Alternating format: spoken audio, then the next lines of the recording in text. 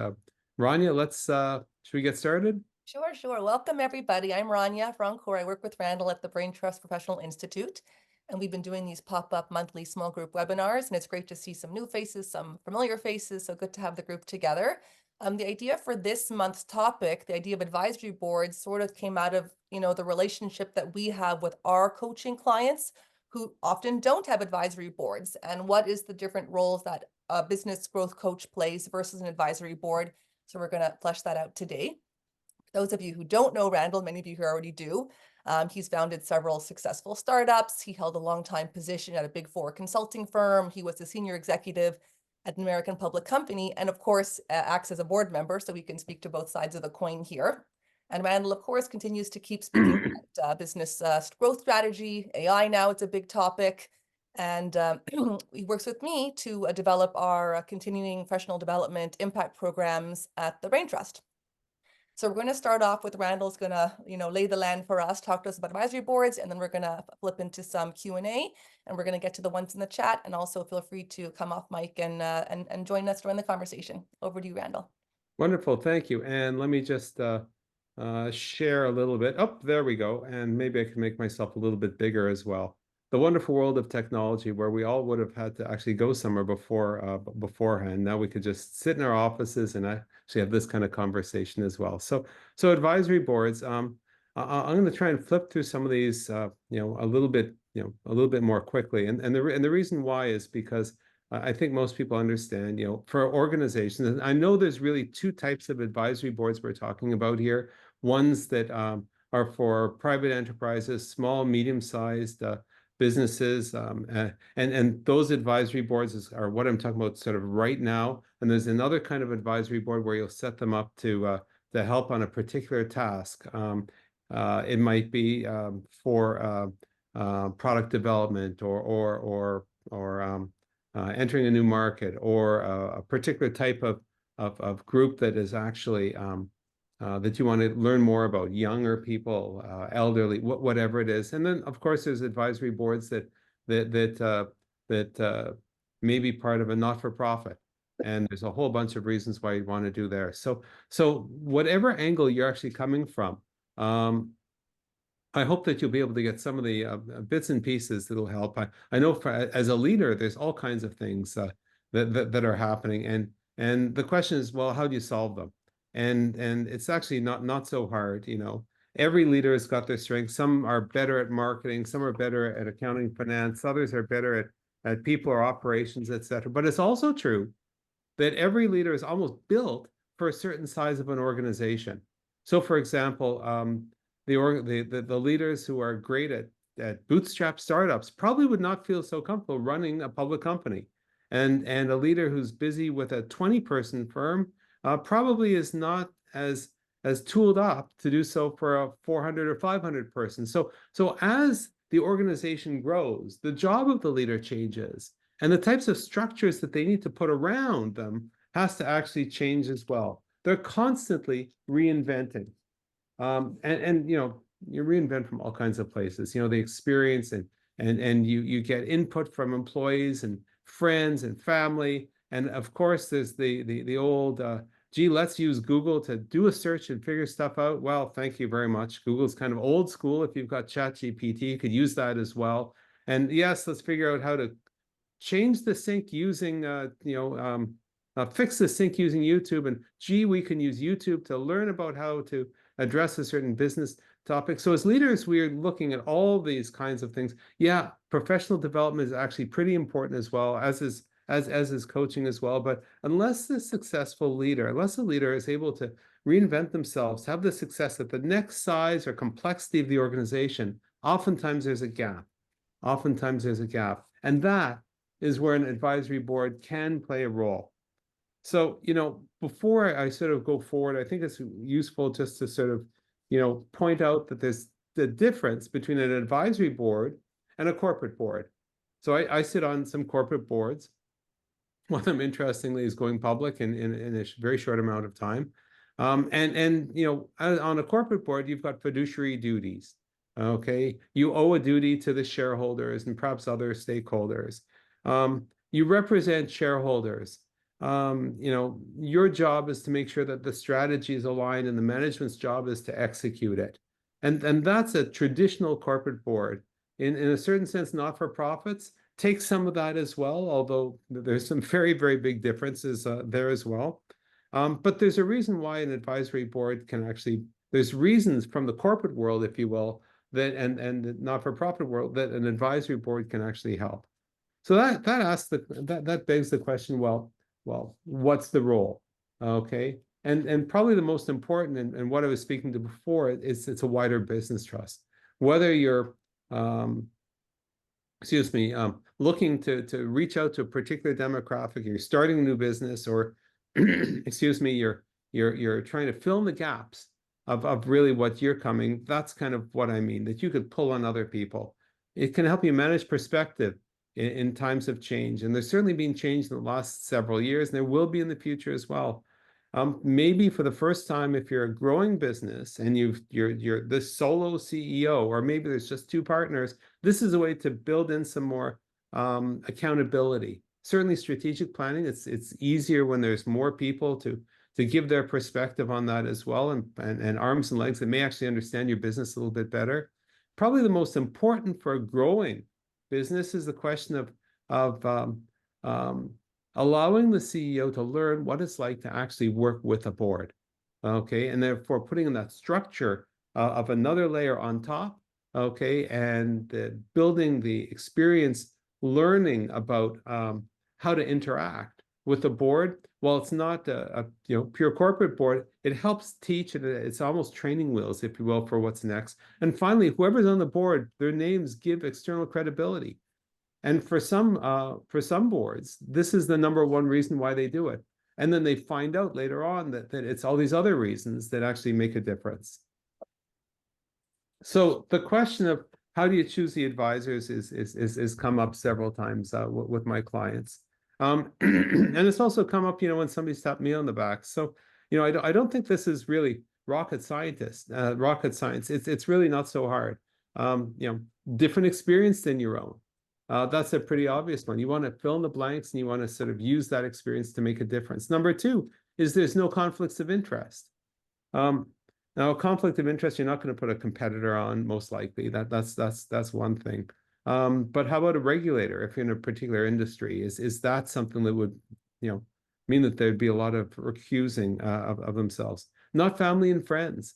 The reason why for that is obvious. If there's a conversation that happens around the advisory board table, and that impacts your family and friends, particularly if it's a family business, that's actually pretty difficult. If it's your friends that are on there, this is for a not-for-profit as well as a for-profit advisory board.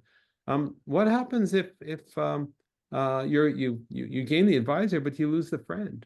Or what if, for example, your friend might not be qualified? Okay, they don't have those skills or the abilities. I'm not saying not do it, but to be aware. Not vendors who are looking to sell.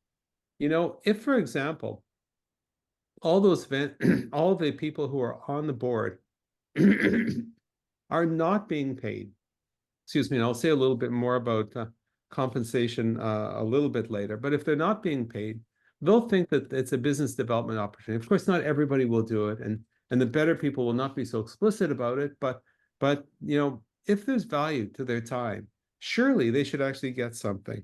Okay, so having vendors who are looking at this as a way to sell into your organization is probably not a good idea. And I sort of mentioned this as well, broad areas of experience in areas that aren't your strength. So one of the questions that people ask, and I'm going through this actually relatively quickly, just so we've got more time for conversation, and maybe this will spark some ideas and everything, is how do you ask? What is the ask? Okay, it's hard enough, for example, to decide who might be, but asking who they are is a little bit easier. So, one of the things that I've used over the years, and so have my clients, is this particular script. And pardon me, I'm going to actually read it because I actually like it. We're looking to move our company to the next level. Part of this has been some internal restructuring, part has been some planning, and part has been the decision to put into place an advisory board. So they continue to be intrigued. So you continue on. The advisory board would be like a board of directors in that it would review the management's progress and validate our strategy. But as a private company, it would also help me as a leader with developing a wider perspective. One of the skills we're looking to add to the board is somebody with such and such. And your name came up in our discussions. Your experience in that such and such would be invaluable. Does this sound of interest? And would you like to continue the discussion? And it's really just something like that. You know, sometimes there's a little extra, which is, you know, do you know anybody, if not yourself, that you think might be a good fit, right? It may very well be about looking in other places beyond just the people in your direct network. Right now, actually, both Rania and I are in the midst of finishing the innovation governance program, which is a program for board directors in startups and tech companies and others. And you know, there's a lot of people there that want to be on a board. It turns out that it's actually not a bad thing for people to do in terms of building their own acumen. And that sort of speaks to the question of what's in it for them. And yeah, you know what? The new skills, okay, yeah, of course. Okay, they learn a little bit. They learn a little bit about a new industry. They learn about um, from all the people around the table, not just you. Yeah, they do it if they wanted to help you out. If it's a not-for-profit, it's an impact on the cause or an impact on the industry, and they feel that they want to have a say in what that means. They can build a network, and of course, money, right? There's got to be something in it for them, particularly if it's a business advisory board as opposed to a not-for-profit advisory board. So, you know, the question of, well, how much do you pay or what form and everything? I think every organization is a little bit different. Sometimes, for example, it's a per meeting fee or an annual retainer. Okay. Sometimes it's just pure, here's options or RSUs, okay, or some stock. Of course, it would vest in everything. Oftentimes it's a combination of the two. And this is kind of, you know, is it 5% of the equity, 8% over time, etc.? It depends. Is there some cash involved? Maybe it'll be a lot less than that. But it's also a question of, you know, where you think the benefit is from them and what it might actually take. The one thing I will say is that when you pay them, okay, in dollars or in equity, you tend to listen to them a lot more because it suddenly becomes something a little bit more serious. And it also completely takes off the plate the issue of, hey, they should do it because they're going to think about making money from you.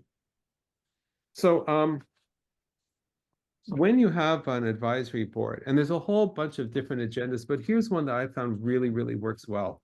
And this isn't rocket science, okay? But hear me out for a moment. You know, the past quarter reviews, what's happened though, and obviously this is a 3-month cadence. You can do it every 2 months, but you know, that's a little bit heavier.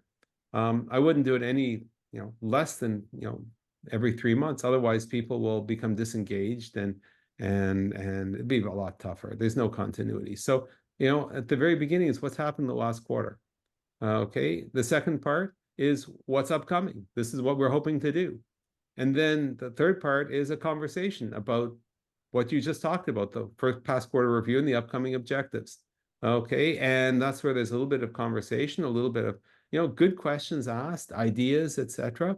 Okay. And all that is really a preamble to that fourth agenda item, which in my view should be about 2/3 of the time together, which is your ability as the leader to use the advisory board to advise. Okay, and you should have a couple questions on the table to actually, you know, get their input or work through whatever it is. Which means, by the way, you also need to send them stuff beforehand. So when they get to the meeting, it's not just a question of the first 3 agenda items, but so that they're prepped properly to deal with whatever of the strategic issue is that you want to you know, put on the table. By the way, if you've got an advisory board and there's some, you know, emergency or some mission critical thing where you absolutely need them, a huge benefit of the advisory board is that you can call some of the people and they're already up to speed on your organization and what's going on. But if it truly is something that's critical, you can call an ad hoc meeting between them. And the strategic issue to discuss is actually whatever that is. Okay. whatever the urgent thing or the mission critical thing is. So that's kind of really where the advisory board agenda is, and it just, I guess there's a fifth one, which is setting the date for the next agenda. But that's essentially how the time should be used. There is some fine print. Not everything is rosy. It takes time, right? You've got to prepare some stuff to send out. You've got to do all the recruiting and everything. You've got to deal with the advice that they give you afterwards, because if you don't deal with the advice and you don't at least take into account, they'll start asking the question, why am I here? Okay, this is a waste of time. And then they'll suddenly disengage. Herding cats, maybe that's a bit too much, but trying to sort of arrange everything actually takes a certain amount of time, making sure that everyone's there, everyone's engaged. Perhaps you might have an outreach, a one-on-one outreach between the meetings, etc. But so it takes time and all the logistics to actually put that in place. If you're giving stocks, options, RSUs, warrants, whatever it is, there's a question of equity dilution, whether you're able to do that or whether you're willing to do that, or just the whole cost aspect of it. And finally, the last one is you might not want to listen to their advice. Okay, in which case maybe doing an advisory board isn't the route that you want to do, and you can actually sort of fill in the gaps of that knowledge in some other way. Coaching, for example, or training, for example, or just reading things. We've got a couple white papers. We've got one practical guide to advisory boards, and another one called Just Dig Faster. If anyone's interested in those, I'd be happy to just shoot them to just let me know in the chat. That would be great. So reading things like that can actually make a difference as well. If it turns out the question of advisory board is, well, yes, but perhaps not yet. I put this slide in, immediate action plans, and maybe it's not immediate, but I like the idea of saying, okay, maybe you learn something, it sparks an idea, maybe you should do something, and I guess maybe the first thing I would say is how to get ahead of the problem. If you're starting something up and you need some advice on it and on a continuing basis, this is an opportunity to do it. If you're not for profit and you've got the board, etc., the regular board, the elected board, maybe there's an opportunity for you to create an advisory board with a certain segment of your membership. If you're a business that's had a certain degree of growth, okay, or as the CEO, you're starting to think, well, gee, there are some gaps here, and I could de-risk and perhaps accelerate where I'm actually going. Maybe this is a way to do it as well. But the idea here is to get ahead of the problem, or to take advantage of the opportunity that this kind of structure can actually give you without all the challenges of having a corporate board, which should be able to do some of these things, but sometimes can't either.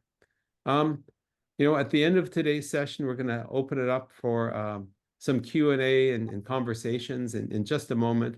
Is to say, is this something that I should actually move forward on? Yes, no. And really the question I would ask is, if not, if no advisory board, then what have you got in its place? Because you should have something in its place one way or the other. So I guess I'll just say one other thing before I'll sort of turn it back to Rania, and we'll start the Q&A and the conversations. But if for some of you who were on our pop-up webinar last month when we talked about the team and what opportunities there are to kickstart 2024 in your business, one of the points that came out there was invest in your people. Because if you're able to invest in your people, that'll make a difference. In a certain sense, when I'm thinking about advisory boards or some of the other things we've been talking about, I think it's really more of, okay, so what are you going to do to invest in yourself to make sure that your capabilities and your knowledge level as the leader is one where you're equipped to actually do that. So with that, I'm going to actually stop sharing, and let me just do that. And I'll turn it back to Rania to start off our Q&A. Sure, sure. Thank you, Randall. I see some questions and comments coming in the chat. I think some of them we've answered. Others, how to find board positions. I'm more than happy to speak with you offline and point you in some directions. So if anybody has any questions here, feel free to come on mic and or put your hand up here, your little hand here, the icon. Randall. Hi, I'm back. Yes, I'm back. this is very confusing when two of us are on the same call named Randall. Never left. I'm back. Thank you very much. I have a question. So everybody gets into partnerships and business ventures with the best of intentions, and I imagine that advisory boards are the same.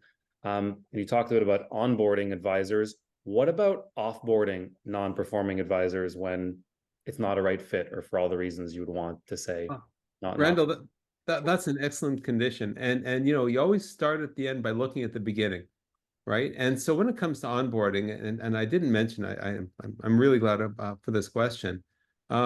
It's not a forever appointment.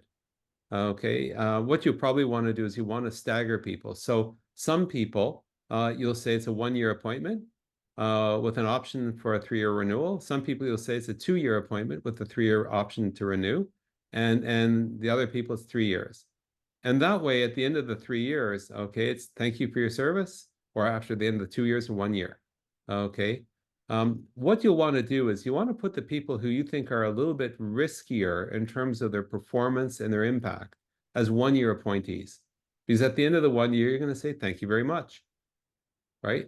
If somebody is actually truly disruptive, then you're going to have a little conversation and just do a level set in terms of what you're expecting from them and everything. But you set it up at the very beginning. Okay, thanks. That's really helpful. I didn't think about that as far as the appointment terms. That really helps. Yeah, and what that also allows you to do is let's just fast forward. Okay, I think in your chat, Randall, you're thinking about starting another fund. Thank you very much. Where you are with this fund in, say, 2 or 3 years is going to be very different from where you are right now. You'll have grown as the CEO, right? You'll have, the maturity of that particular fund will be, in a particular way as well. And what you'll need from your board of advisors, the individuals that are there, they're going to change too. So even if somebody performed very well, they may not be the right person in that particular functional area to be renewed for, say, a second term. That's a good point. Yeah. What other questions do we have? I wanted to add an idea to Randall's question here. I think it's easy for us, at this end of the table, thinking as the leaders that want a board, what if the individual members of the board don't work out? But I'm curious, Randall, Randall Craig, have you ever seen situations where an advisory board is set up and then the leader says, this is just not what I want. I want to disband this. I want my independence. I don't want to tell all my business secrets to this board. I want more privacy. Do you see a board being disbanded, or is the benefits of having these advisors always outweigh that? So certainly with my clients, my coaching clients and my consulting clients, I've actually not seen that. And I think there's a reason why.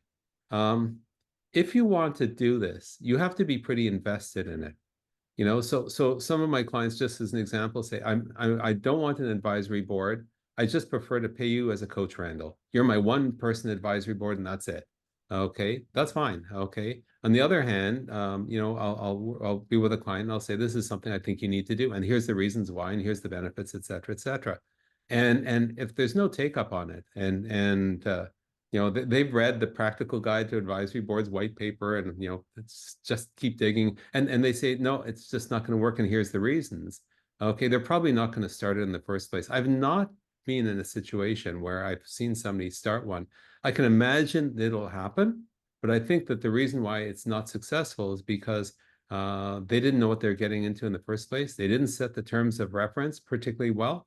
Okay, they didn't sort of manage the board. And by the way, that's one of the skills that you actually need to develop if you don't know it already.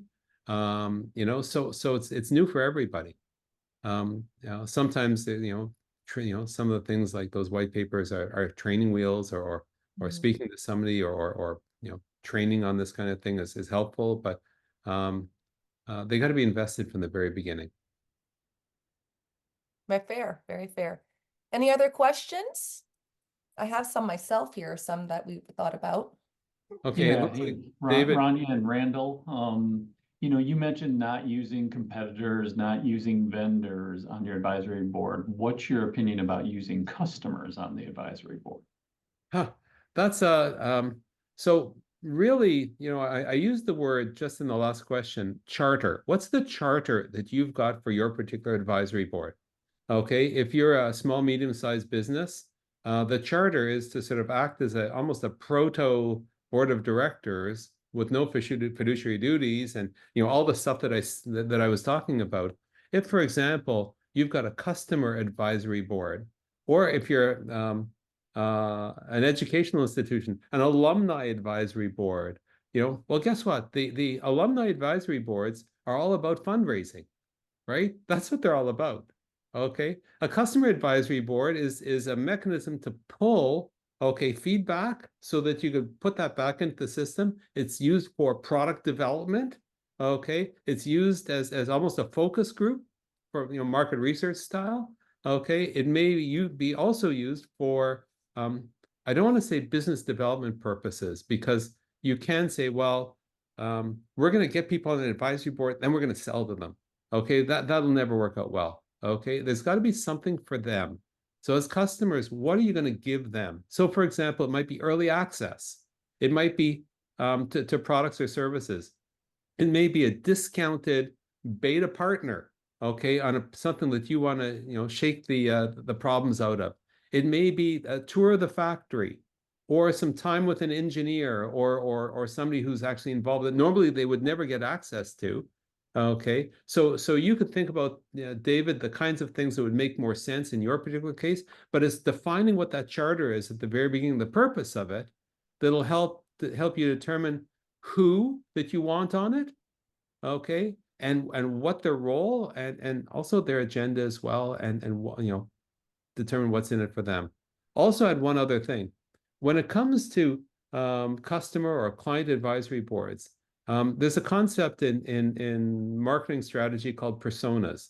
You know, the idea of being able to put together a demographic, psychographic profile of a particular type of customer group, and then you aim your work towards each of these. Most businesses have more than one persona.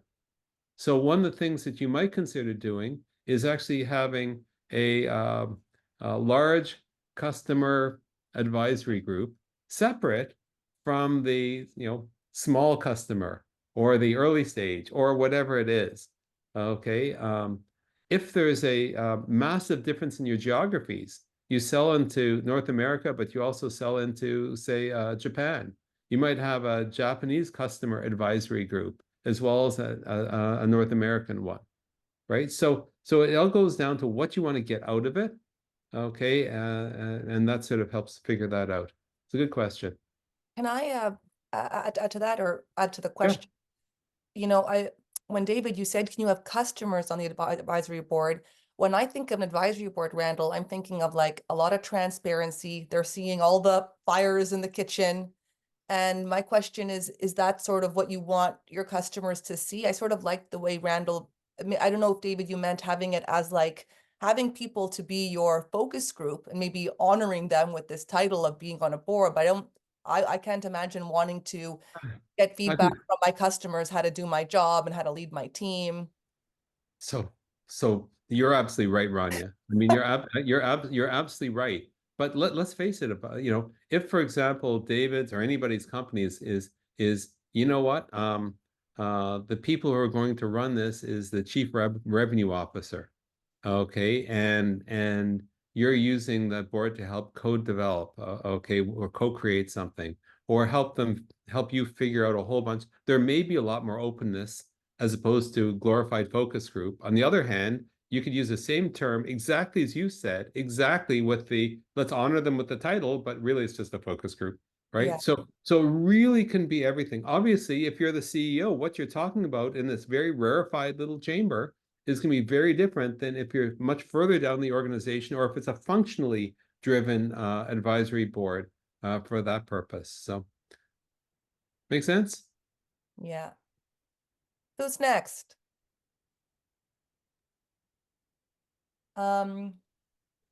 I have a question, Randall. We've said here, I think also, who was it here? Jerry, is Jerry still here? That, you know, people have experience as a CEO with a board or being on a board, but not necessarily being a CEO.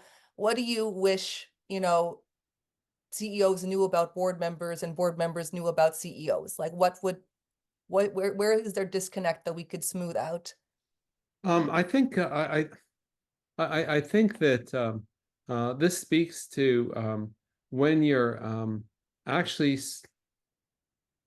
it's a question of setting expectations at the very beginning. Okay, that's one thing, and then living what those expectations are, right? So you know, it's the job of the CEO at a traditional board, the CEO and their team, their whole company, is to actually do the work, right? Okay, it's the board's job for policy and strategy and some of those higher things, but not to be involved in all the details. Okay. However, if you're doing a startup, guess what? Corporate boards are often very operational. The question about whether that's true also in an advisory board speaks to the conversations that the CEO has with the prospective advisory board members, the deal, if you will, with individual ones. So, for example, you may wish to actually have your lawyer on your advisory board, and part of your arrangement with the lawyer is that as part of the services they provide, they're also going to be spending time on your advisory board, and they'll do a certain amount of work as a result of that, right? So this is where it gets a little bit fuzzy, because this generic, okay, this is the way we're going to do it, that's a good framework. And then when it comes down to the individuals and the relationships between them, okay, that's where it becomes a lot more individual. Okay. I guess the other thing I would say from a CEO's perspective is these people are doing you a favor, even if you're paying them or giving them equity. They're there because they want to help. And you've got to respect the fact that these are all, you know, professionals in their own right who've got their own challenges, and they're there because, you know, they want to help, but they also want to sort of influence the outcome one way or the other. Okay, depending on the charter. So it's a two-way street, I guess I'm saying, right? It's a two-way street. Well, is it really how board members feel when they're paid and when they're given stock options, that they're doing a favor? Like, how does one overcome that perception, and that changes the dynamic if they're feeling they're doing a big favor when really they're getting benefit from the relationship as well?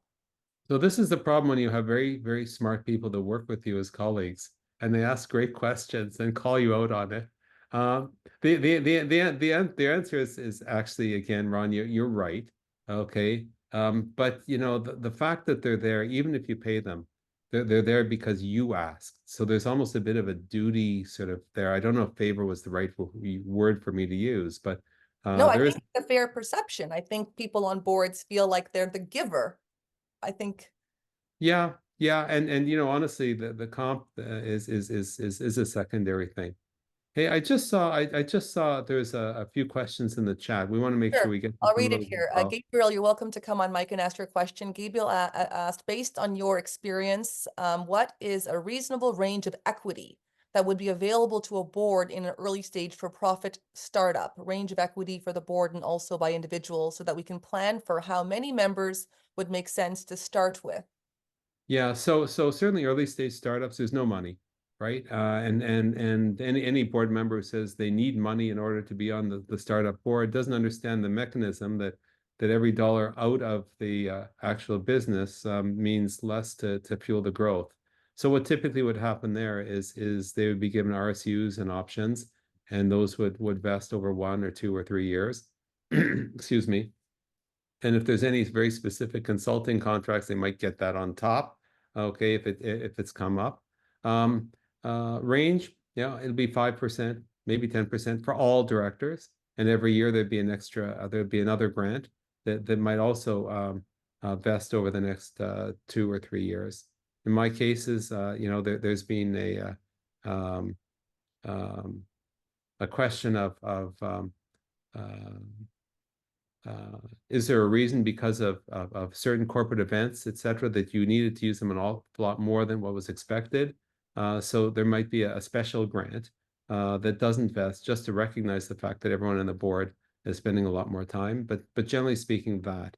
What I would also say is this: if it's a startup, and particularly if it's pre-revenue, the question as to whether it would make more sense to actually have those people on the real board, okay, as an independent director, as opposed to having a separate advisory board. And the reason why I say that is most startups are very, very time challenged.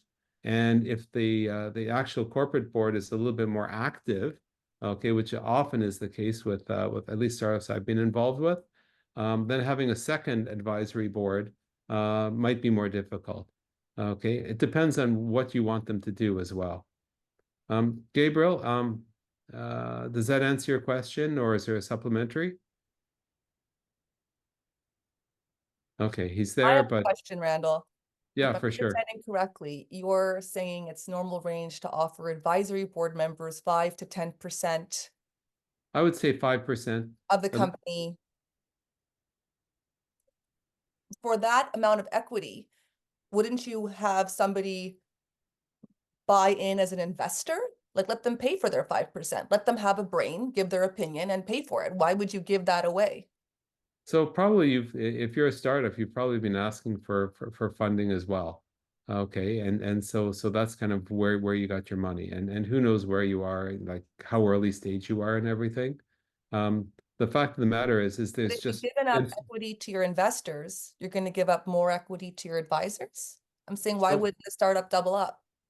yeah. So if people want to put money in, they can. And so I've seen one case, for example, and you know, I haven't done hundreds of these, but I've seen one case, for example, where gee, advisors, yeah, here's equity or options specifically for your involvement. By the way, there's also an option for you to buy shares at the founders valuation, right? So I've seen that before, right? But listen, if you don't have cash and you don't want to be sort of you want their attention, you've got to give something.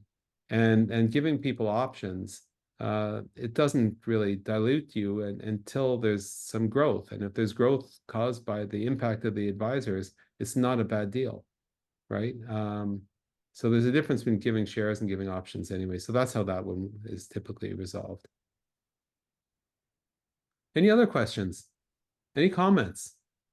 Is there anything in anyone's experience that is different or that you want to share? I have a question. Sure. Feel free to cut me off, guys. My job here at Brain Trust is to, I'm used to talking with Randall all day. Happy to share him here. So much of your teachings, Randall, of what you teach your coaching clients when you speak, you know, next month's pop-up, which you should all join us for February 27th on a Tuesday, is on how to create a high-performing team. It's about team culture. So this pop-up is about advisory boards, which works exclusively, presumably, with the CEO. So how does that learning that the CEO is getting, how is that, you know, motivation, stimulation, new ideas, how is that trickling down to the whole organization if only they're interacting with the CEO? Yeah, that's a good question. And I guess there's some things that the CEOs can never talk about with anyone.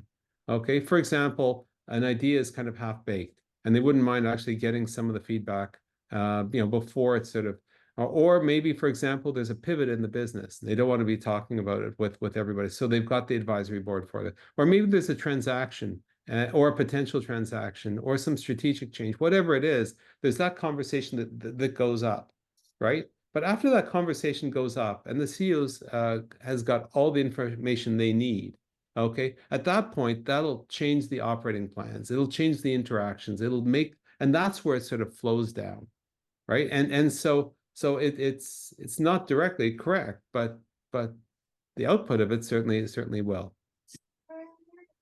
Randall number 2 or number Hi. 1? Now, I'm just calling Randall number 2. That's okay. So I've sat on a few boards on both sides of the table, and I've noticed that the dynamic amongst the members and amongst the advisors is, you know, can be often the difference between like failure or success, whether people are circumspect and hold to themselves, or whether there's a flow among the members and people are you know, feeding off each other's energy. So do you have any recommendations for, for a group of probably diverse individuals who meet quarterly to get that like that conversation flowing and bring the Yeah. kind of vulnerability level up, the kimono open a little bit. Yeah, I do, Randall, and that's such a good point. People are people. So there's two things that come off like that have worked very well for me. Number one is this. Before the first meeting, whether it's the week before or a month before, it doesn't matter. Is do some sort of social event just where the members can meet each other and sort of test themselves out and just have informal conversations. Some of them may actually know each other, which is convenient, but that's not always the case, and you sometimes don't want that to be the case. So first of all, do some sort of social thing before. Okay, most would be open to it. They want to get a sense as to what's going on and who the other people are and everything, and just feel comfortable about it. Number two, okay, is to have that pre-conversation with each one of them before the very first meeting themselves. This is the one-on-one between you as the CEO and the particular advisor. Number three is recognize that not every CEO is actually a good facilitator. This is a skill in and of itself, separate from actually being a leader or an advisor.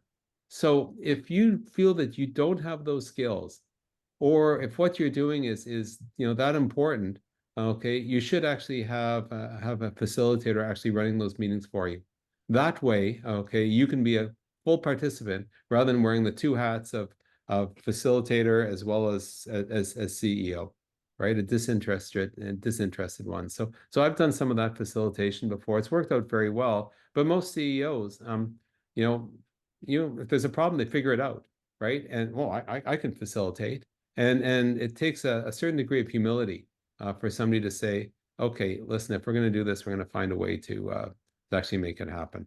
Okay, and that doesn't need to be me in the spotlight all the time. Thank you. Yeah, that's helpful. I'll add another suggestion to Randall Craig, as he mentioned. He and I are both participating in this innovation governance program to train board members, which is funny because Randall, people have lots of board experience, but this sort of formalizes it in this path. But they recommended, for example, that the night before every board member meeting, that the board members should get together socially, like just to lean into the relationship, enjoy each other, build that camaraderie so that there's less, ego coming into the board meeting and more softness. So that was one good suggestion that came out of there. But I agree with you. It's an ecosystem, the board. You can't just have new players come in, swinging around and not getting along with people. So Randall Craig's is very valid. And let me just sort of add one more thing to what you said, Rania. Not all advisory board meetings, thank you, are people don't have a full day. It might just be like 3 hours in the evening, right? Or it may be, a certain time, like during the morning. So that doesn't mean you can't actually have dinner before the actual event, right? People have to eat anyway. So why not kill two birds with one stone, or do a breakfast and then several hours? Randall Ettinger, and then I see Jim's got his hand up. Maybe something I'll just contribute to the group is that I've found that I'm a member of EO, and we have our 4-hour forum meetings. They're very, very compact and dense once a month, and we have dinner after. And very often what happens is, because the meetings are so dense and intense, we can't have the one-on-one conversations casually that we'd want to. But usually after that time, we have so much percolating that we have a discussion to have. So do you think there's value in having it after instead of before, when you're off the clock?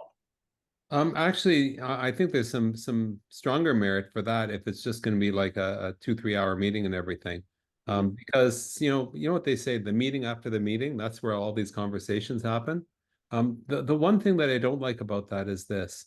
If it's going to be in the evening, okay, that means that the meeting has to happen in the afternoon.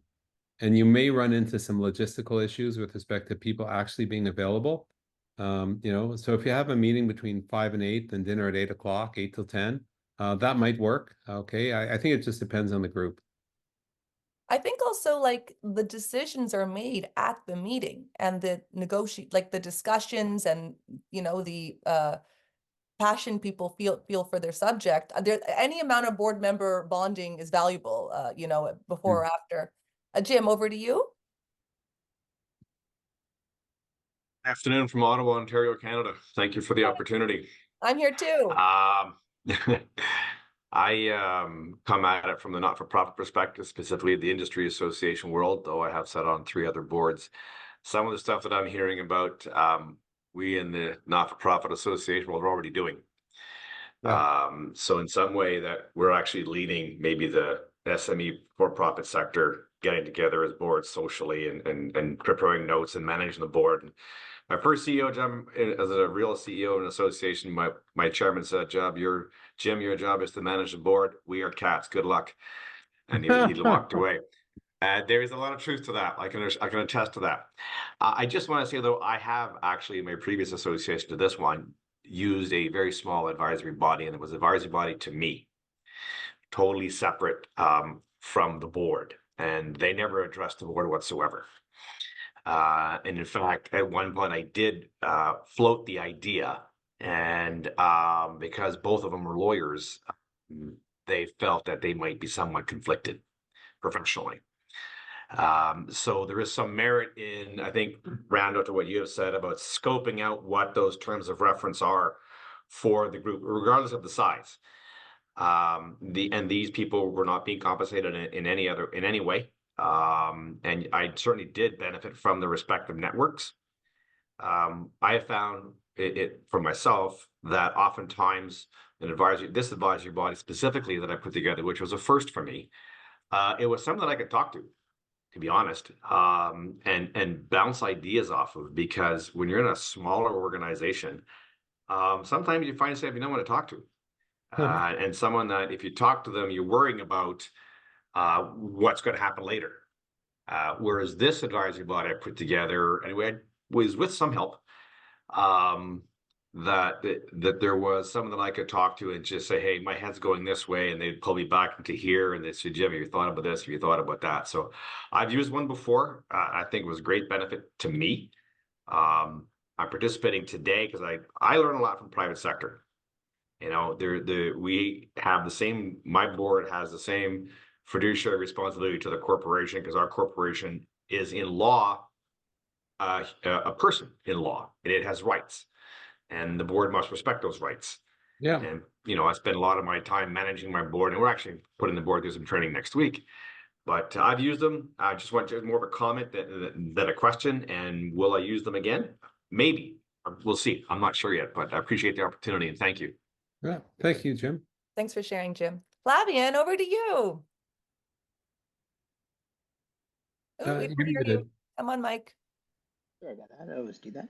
Great to see this discussion. Nice to see Randall. He's an old friend. I was just curious about things that are not defined as boards. Academic, universities, colleges, they have these things called committees. I'm participating on one as sort of, I think I'm the only private sector person, just because the startup I'm working on is of interest to them. And sometimes you're not sure, like how long, because there's some confusion, like how long things will take to develop into something. You know, I'm not sure if that comes up, whether it be a board or whatever it's called before it's a board, because this is more of the committees, which is popular in schools. But so 2 questions: what, you know, these other terms that are not official boards, like what do they mean? Because they're similar. And also, how do you, as a board member, how do you know that things are moving? Because some boards, or at least in this case, committees, I'm not sure how fast it's moving, if that makes sense. And I'm not sure how to raise that. So I guess there's a lot of stuff to unpack in there. So you know, what we're talking about today is primarily talking about the boards and how a board can help a leader sort of fill in the gaps and de-risk, grow, you know, provide all those other benefits and everything. You're flipping it around and saying, well, how about the person who's a member of that? And then you're just extenuating it by saying, well, how about on a committee, right? And so typically committees exist to achieve certain goals. And those goals, you know, oftentimes is a committee member who's a member of a board. okay, or reports to a leadership team or whatever the structure happens to be, but usually they're charged with something. Sometimes it's in the constitution or bylaws of the organization. Sometimes it's set up ad hoc. What I would say though is that sadly the learning how to be a chair of the board is exceptionally difficult. Being the head of a committee is just difficult. Okay, but it's very, very difficult, frankly, if you don't have good leadership. I've chaired a whole bunch of boards. Okay, I actually enjoy doing it, but I remember the first time, you know, it was very, very scary. You've got to set the direction. You've got to move stuff along.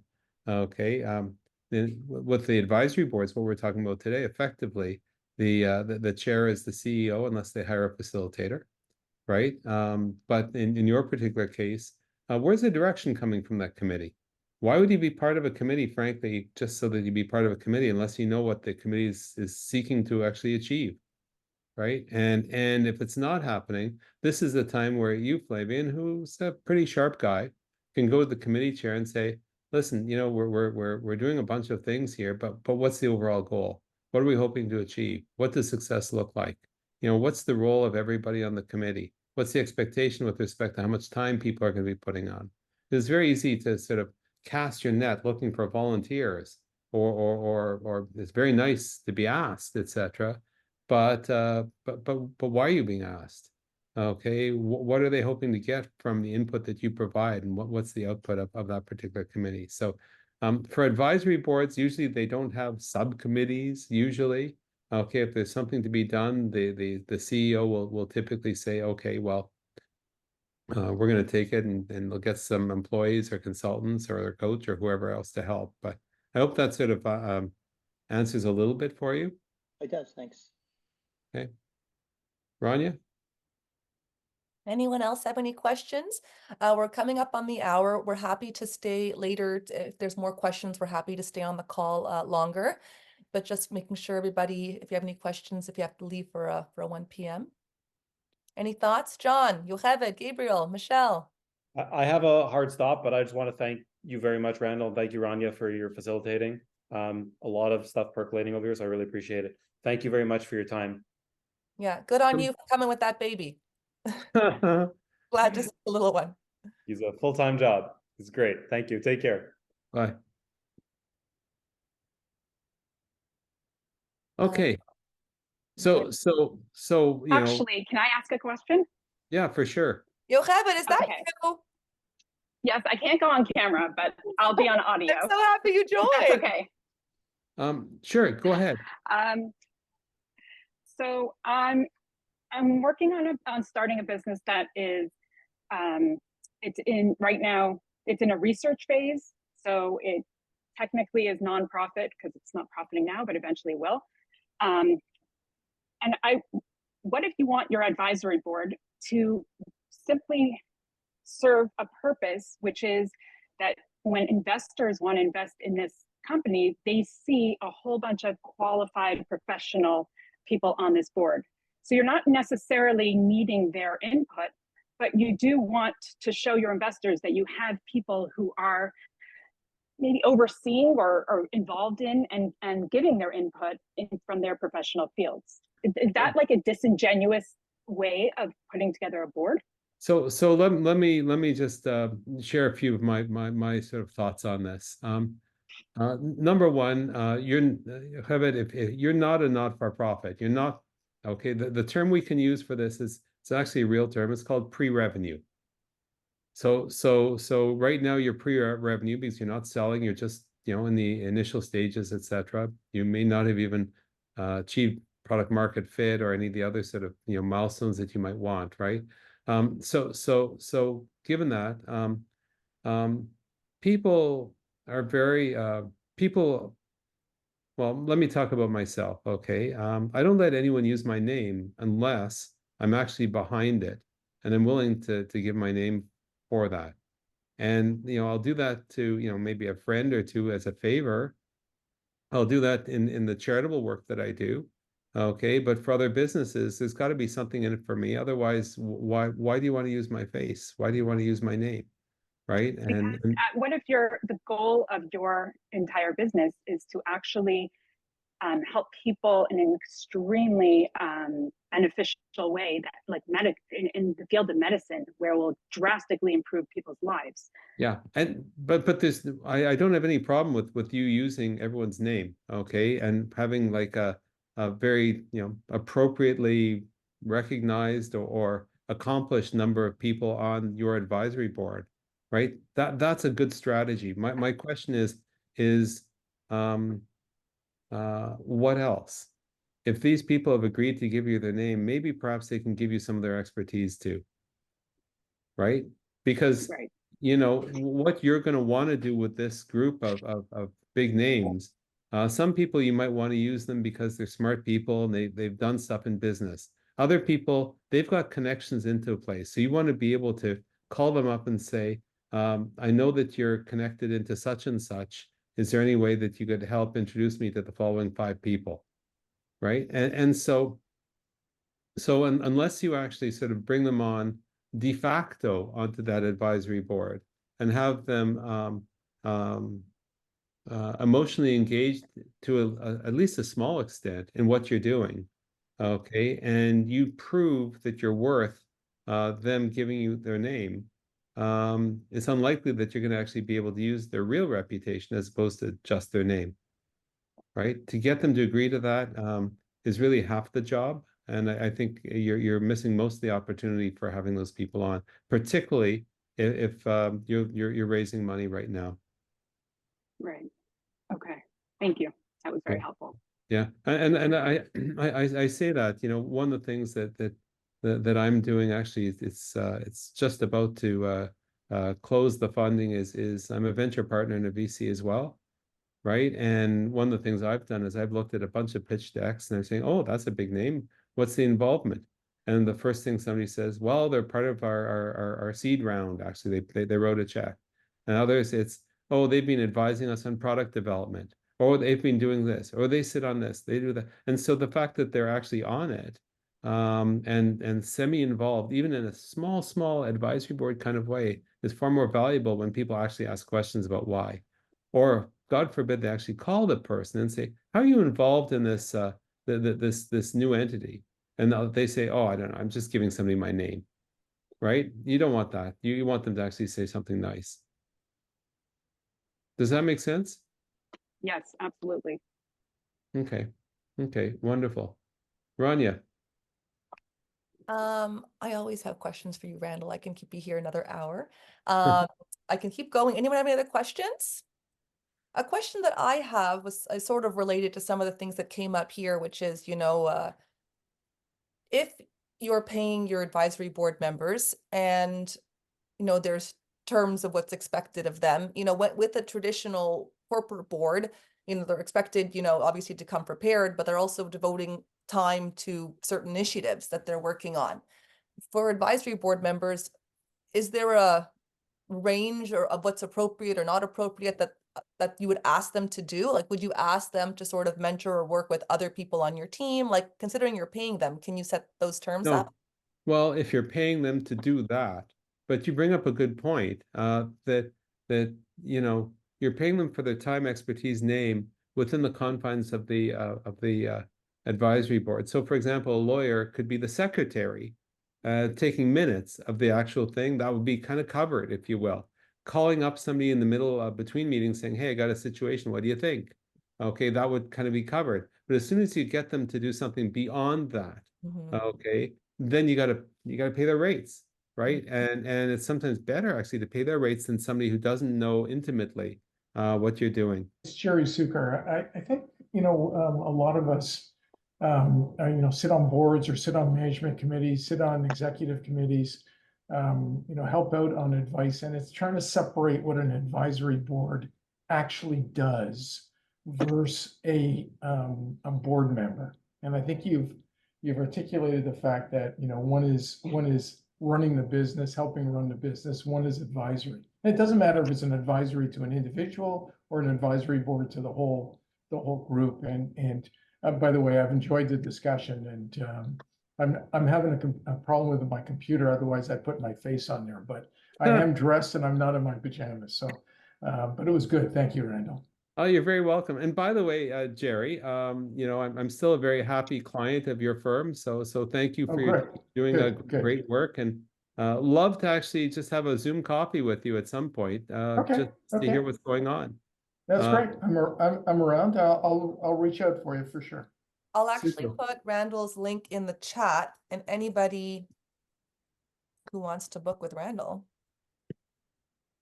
can do that. Oh, that'd be nice. That's great. Thank you. Thank you.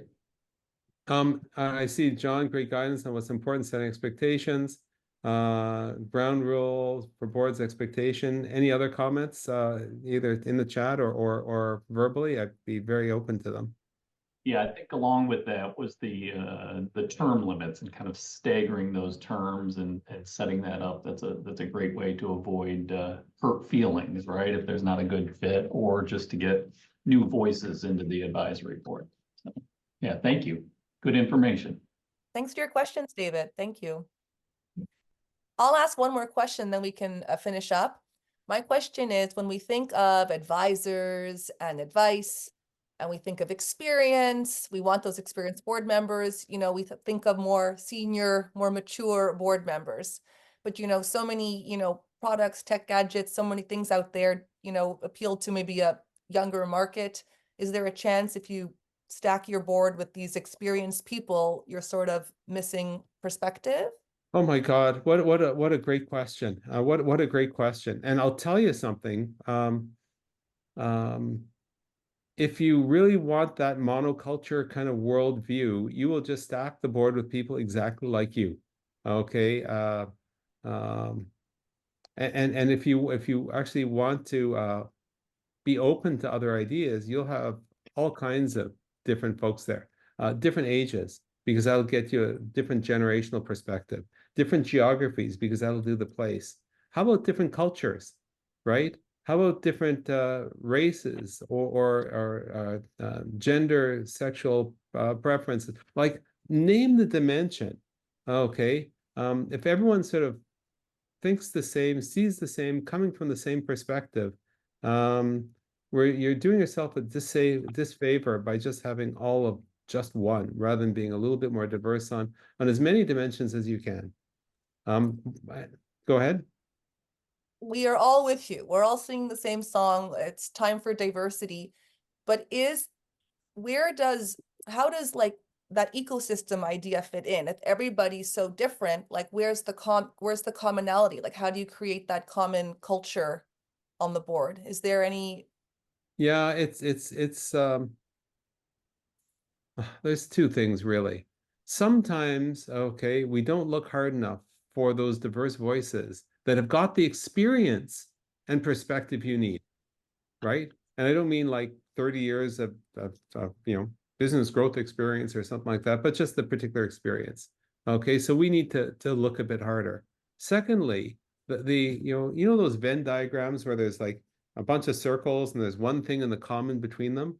Okay, what's in common is their goal to help you in the business, right? And that's the thing that unifies them. Everyone comes to it from a different perspective, right? But what's in common is you and your business, or you and whatever the particular task is, right? And I think that that's the unifying. And the fact that you're doing some of these things, whether it's dinner before or after, a social, the one-on-ones, etc., that's what you can do to help people who are a little less comfortable with this be a little bit more comfortable. This is where a facilitator can come in to make sure all the voices and perspectives are pulled out, right? So that's the way I'd answer the question.